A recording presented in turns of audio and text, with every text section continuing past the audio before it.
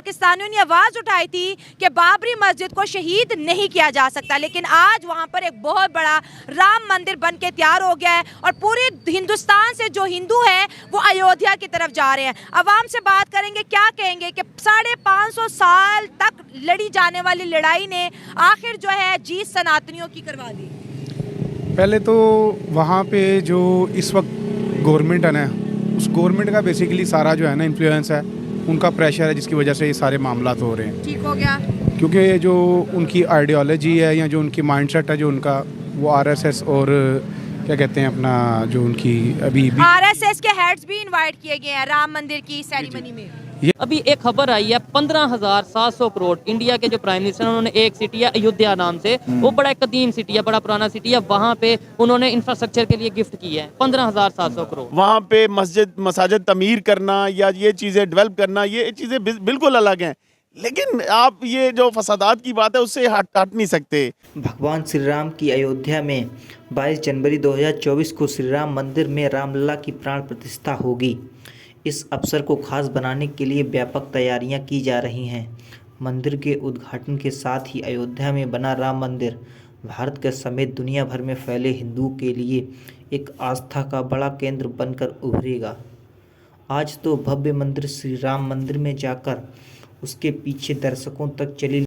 वहाँ पे हम जैसे ही लोग रहते हैं, लेकिन सर वहाँ पर टूरिज्म इतना बड़ा है सर कि उन्होंने रिकॉर्ड तोड़ दिया दुनिया का, कि वहाँ से दुनिया भर के लोग, चाहे वो गोरे हों, चाहे वो शेख हों, चाहे वो मुस्लिम हो, कोई भी, वो जाना चाहते हैं और जाकर देख के आ रहे हैं। सर टूरिज्म इतना ज़्यादा बड़ा है कश्मीर में, इवन के सर उनके जो मंदिर वगैरह ना वो देखने लोग जाते हैं। सर वहाँ पर क्यों बढ़ रहा है? उनके अंदर बेईमानी नहीं है, हमारे अंदर जो है ना वो कूट के बेईमानी भरी हुई है, जिसकी वजह से वो हमारी तरफ तवज्जो नहीं करते। हम तो मुसलमान नहीं थे।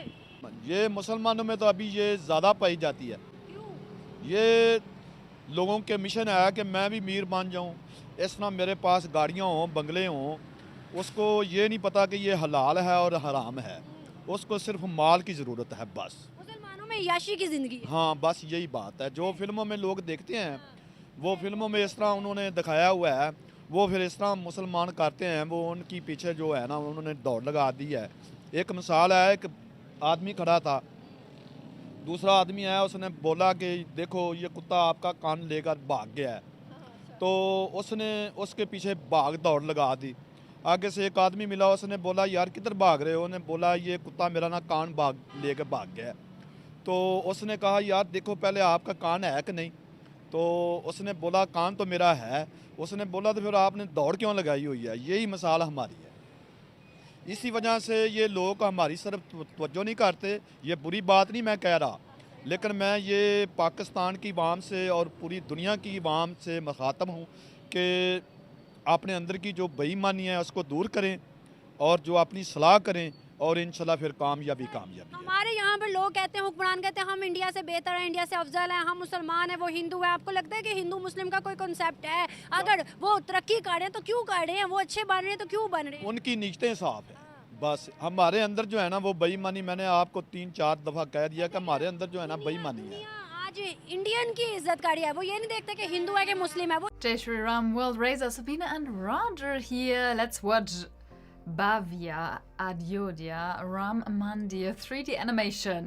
Really looking forward to this because यहाँ पे डेवलपमेंट ये है कि ब्यूरोक्रेसी को अब देखें कि मुल्क डिफ़ॉल्ट कर रहा है जी। हमारे गवर्नमेंट के पास पैसे नहीं हैं, लेकिन यहाँ पे ऐसा हाल है कि जो ब्यूरोक्रेट्स हैं उनको फार्चूनर गाड़ियाँ दी जा रही हैं, वीगो डाले दिए जा रहे हैं। वहाँ पे जो हमारे हुक्मरान हैं, जो भी हैं, सियासतदान हैं, हमारे ब्यूरोक्रेट्स हैं, वो अय्याशियाँ पे लगे हुए हैं। तो अवाम को कैसे, अवाम तो दूसरी साइड पे जो डेवलपमेंट हो रही है वहाँ, उसकी क्या वजह समझते हैं? दूसरी साइड पे वहाँ पे इंडिया की जो आप बात कर रहे हैं, तो वहाँ पे गवर्नमेंट है, उनकी जमहूरी, तो यहाँ भी है सर गवर्नमेंट है ना, लेकिन उनके लीडर से ही हैं। अब वो हैं उनके जो प्राइम मिनिस्टर मोदी हैं, वो देखें आप मुसलसल मेरे ख्याल में 10 साल से गवर्नमेंट में हैं, ठीक है, तो वो काम कर रहे हैं, तो लोग उनको दे रहे हैं ना। आगे डेवलपमेंट है, बाहर से इंटरनेशनल जितने भी हैं लोग, जो इन्होंने की है इंटरनेशनल इन्वेस्टमेंट वहाँ पे आ रही है।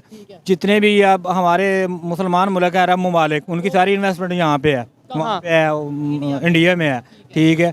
जितने भी अरब शेख हैं उनकी सारी इन्वेस्टमेंट वहाँ पे है, मौजूद है। यूरोप की इन्वेस्टमेंट यहाँ से है। लॉजिकल बात की है इन्होंने कि भाई एक तो ये है कि वहाँ पे पॉलिटिकल स्टेबिलिटी है, 10 साल ऑलमोस्ट हो चुके हैं और मुझे ऐसा लगता है जो हम वहाँ पे देखते हैं चीज़ें कि आने वाले 5 साल भी मतलब आने वाली गवर्नमेंट भी शायद उन्हीं की होगी जितनी यहाँ तो 5 साल तो गवर्नमेंट 5 साल भी नहीं ना चलती, कोई 3 साल के बाद चला जाता है, कोई 5 साल में। एक्चुअली जिस गवर्नमेंट को भी कम से कम 10 साल दिए जाएं तो फिर काम होता है। यहाँ पे तो यही खींचातानी लगी है, एक को हटा दो दूसरा ले आओ, एक को हटा दो दूसरा ले आओ, यही चल रहा है। वहाँ बांग्लादेश की भी अगर बात करें, चले इंडिया को 1 मिनट के लिए छोड़ें, बांग्लादेश तो वो है जिसे हम ये कहते थे कि यार ये तो नहीं चल पाएंगे, लेकिन आप वहाँ पे देख लें कि उन्होंने मेरे ख्याल में ऑरेंज ट्रेन गालबन वो कौन सी ट्रेन, हाँ जी, वहाँ पे उन्होंने वहाँ से निकाल के इंडिया में मेरे ख्याल में की है।